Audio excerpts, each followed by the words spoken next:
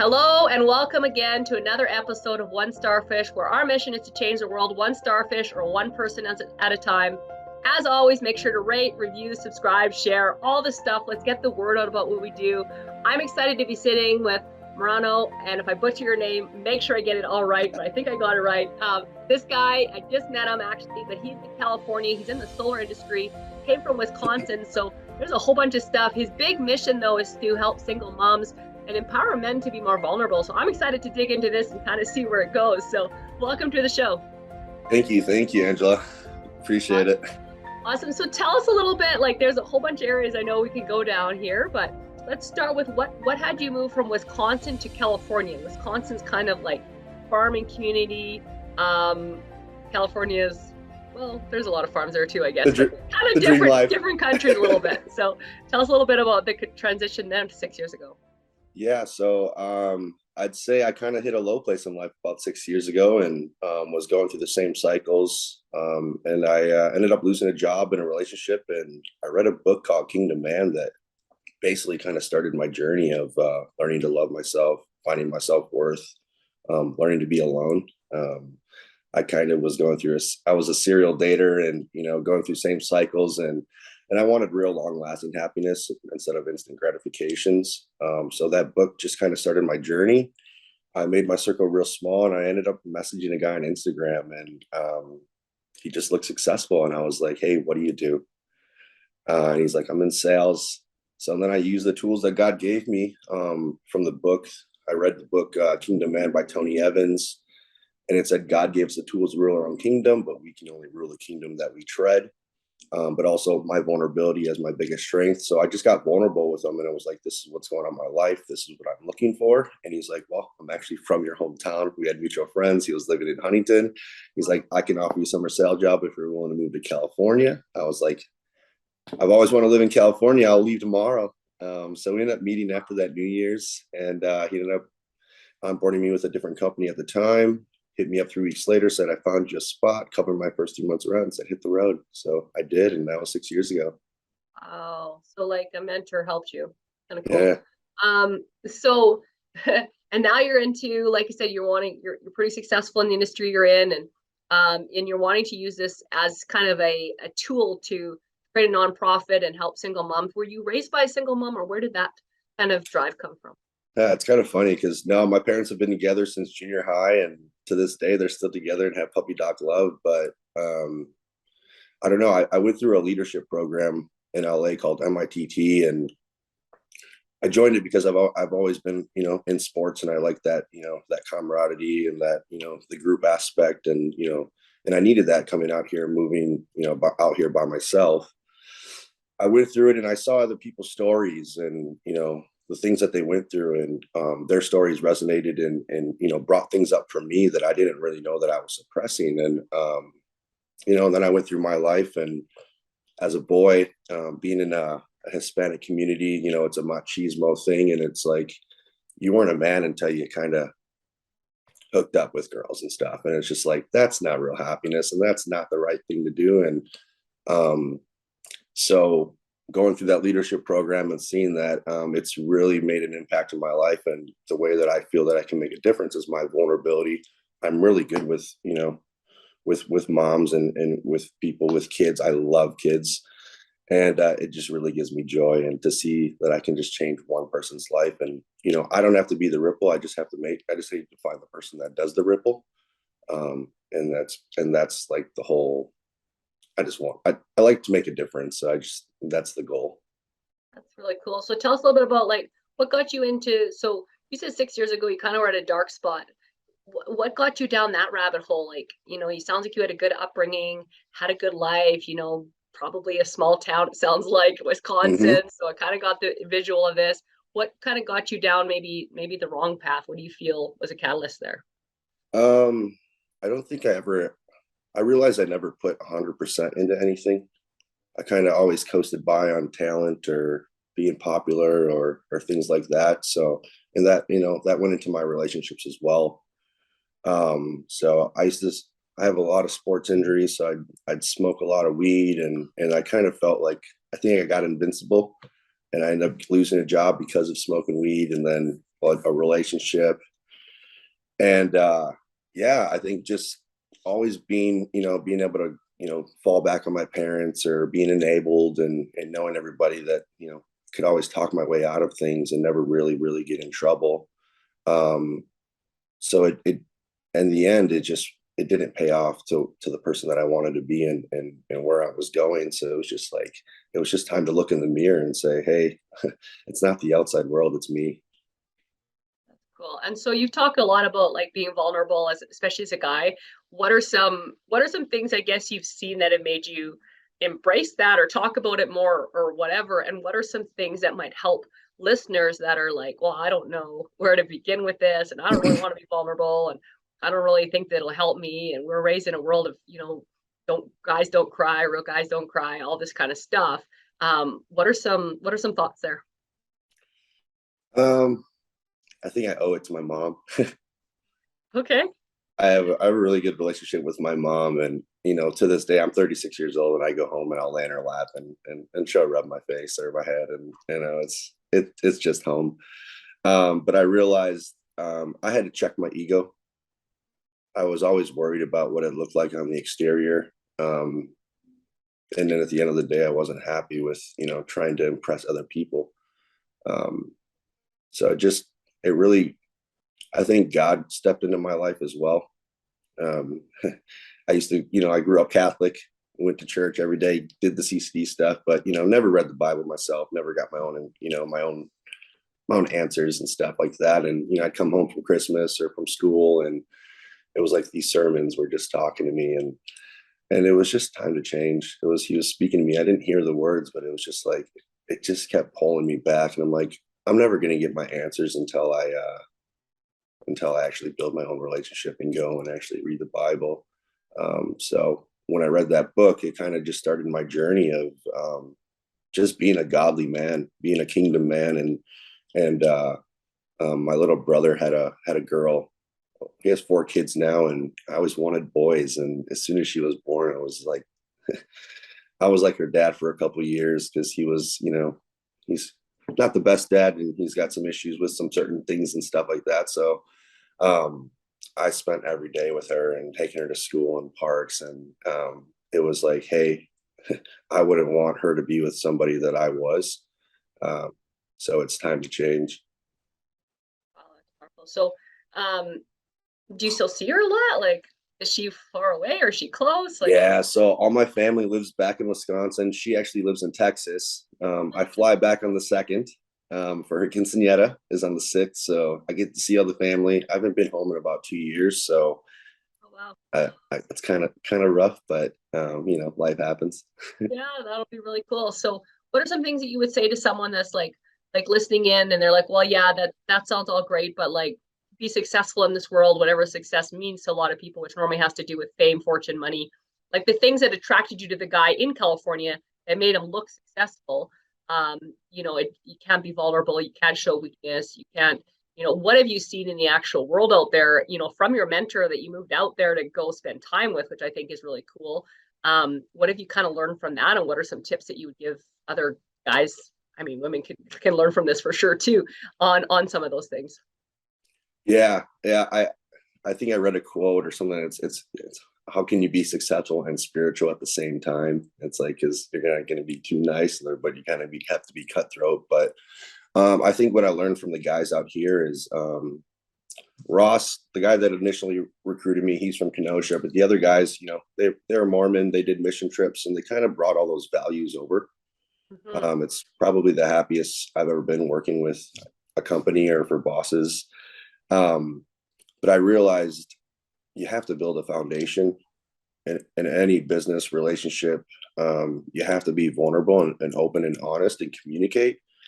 And when they say it's lonely at the top, those are people that aren't at the top, because it takes a lot of people to get to the top. You have to enroll people into your vision, and it was a roller coaster ride for me. I was straight commission, and I never made the type of money that I made. So I blew it, and then I'd be struggling, and they were there for me. And a lot of times as a man, you go through things by yourself, and they taught me actually to be open and honest, and to talk to them, and they helped me get through a lot of things, and they showed me what it's like to be on that side of the table.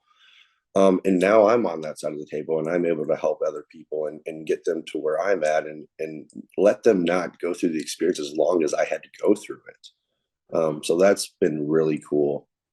And I'm a crybaby.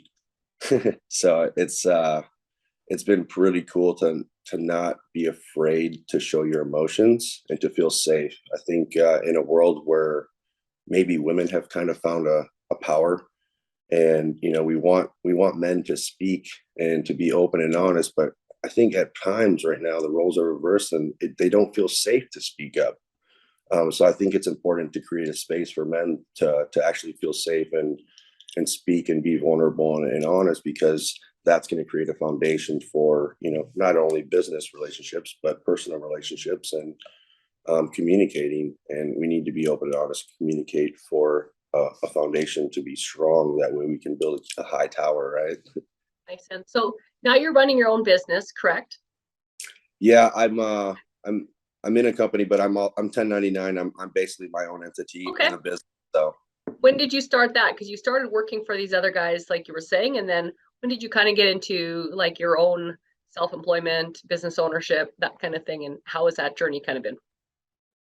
it's been pretty cool. I'm still kind of with the company, but we're self contractors. So I'm still with them. So it's been nice, but it's been cool to actually change my identity. From before, I was just a regular worker, and now I changed my identity into this is a business. I'm a business, and what does that look like? So Like what has helped change your identity and your thought processes? Because I think that that's a good, like a lot of people see themselves one way. And in order to have a different quality of life from where you're at, you need to start to see yourself a different way. So in order to change your circumstances, you need to change your thought processes. So what are some yeah, things that helped you change your identity? And I mean, obviously we talked a little bit about associations. How integral have those been? Or just like reading, like what have you felt has been your biggest shifts? yeah, I think this the quote: "The sum of the five people that you surround yourself is who you become." Um, I think God still puts people in my life that are doing the things that I was doing back home, but also people that are doing things that where I want to get better in different areas, whether it's religion, finances, being a part of Arte, listening to Andy Frisella and Ed Milet, reading different books like, Parallel Universes and things like that, where, every version of us is actually going on right now. And it's just up to us to be, do, have, to wake up and really focus on what that looks like, and changing that identity into becoming that identity.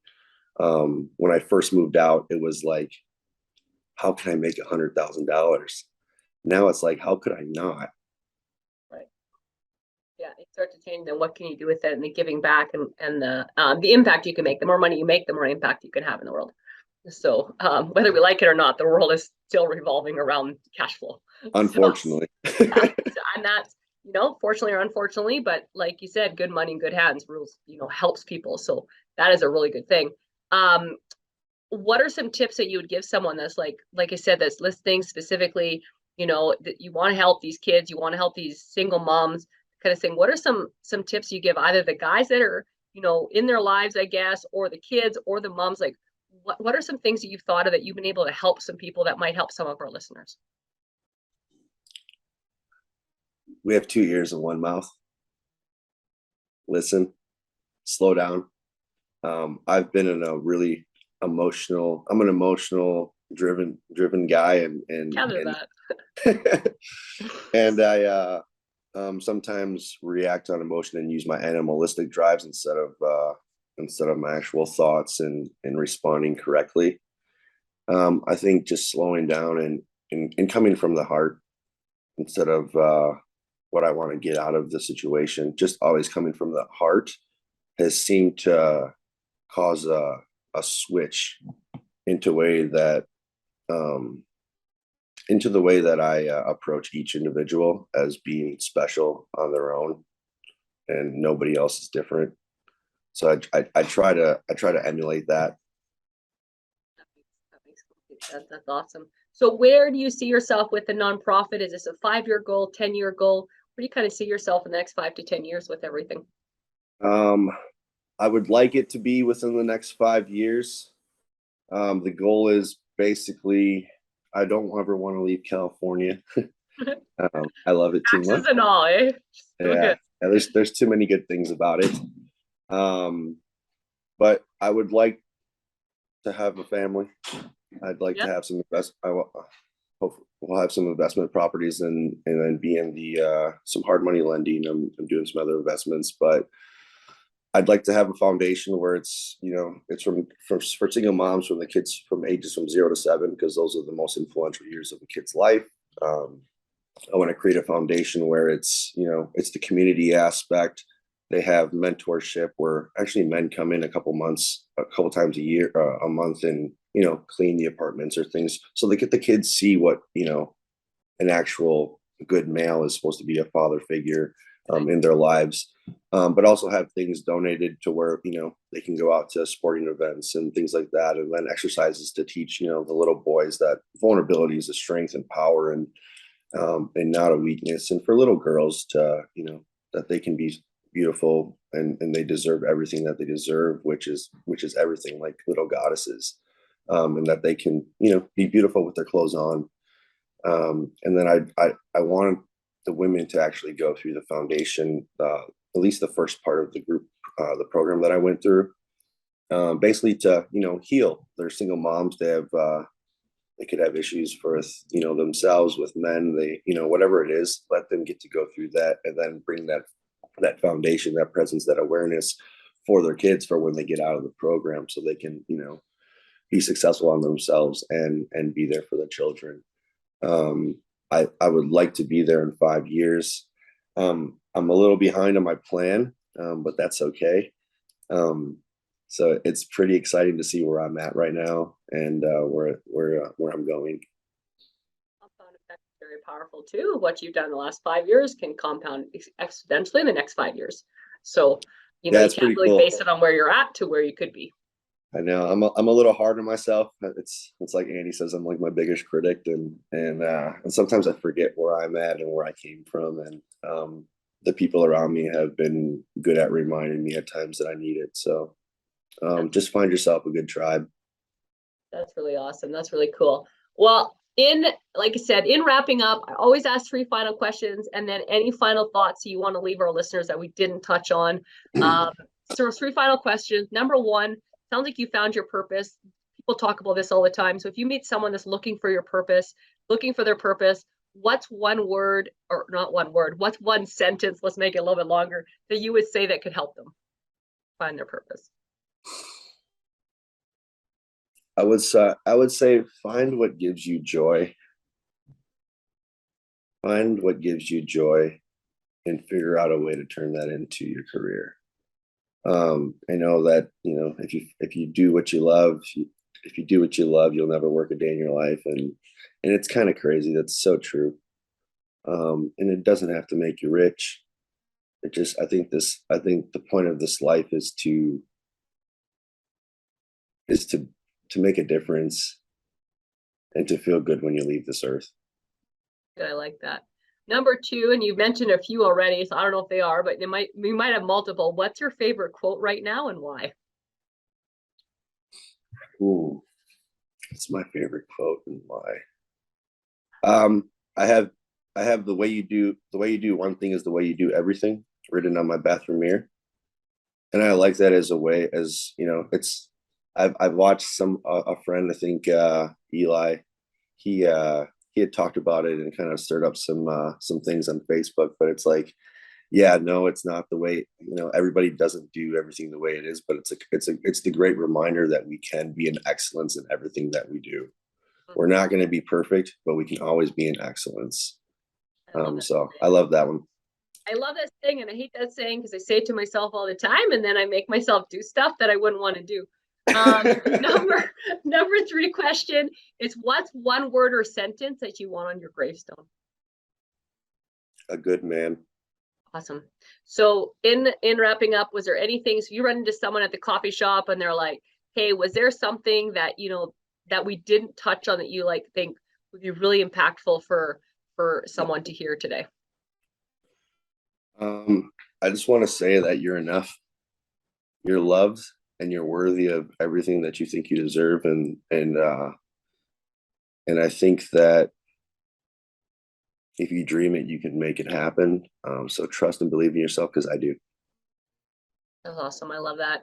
Guys, make sure to rate, review, subscribe, follow this guy on Instagram. We'll have all the links, all the stuff in the show notes. As always, let's go out there. Let's change one life or one starfish at a time. If we can change one life at a time, together we can change the world. Thanks so much for being on. Thank you.